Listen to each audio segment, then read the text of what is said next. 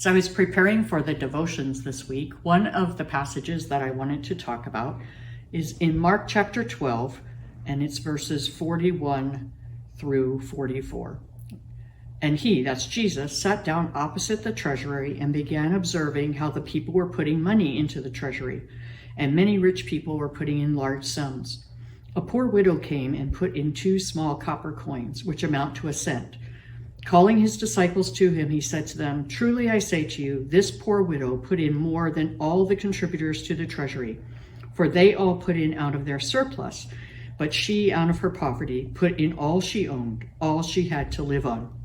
And then this morning, when I was driving to work, I was listening to a devotional that I listen to regularly, and it was on this passage. So that confirmed to me that maybe this was what God wanted me to speak about, but maybe more importantly, what he wanted to speak to me about.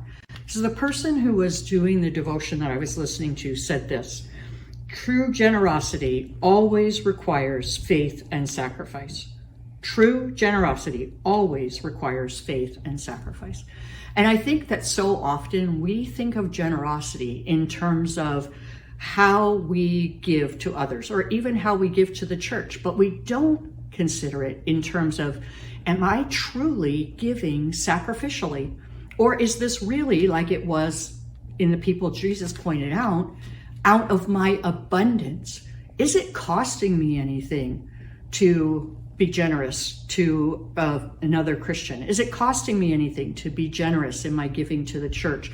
Is it costing me anything to be generous in my support of other Christian organizations? Is it costing me anything? Is it requiring that I trust God to provide for my needs? I would encourage us today to spend some time rethinking our definition of generosity. Do we only think of it in terms of the amount given, or do we consider it in terms of the cost and the trust that is needed when I let go of this amount of money or resources? Am I holding my hands open to see what God will supply because I'm relying on him to supply? Or am I giving because I can say, I can let this much go and still be okay? The widow's example was that she gave out of her poverty.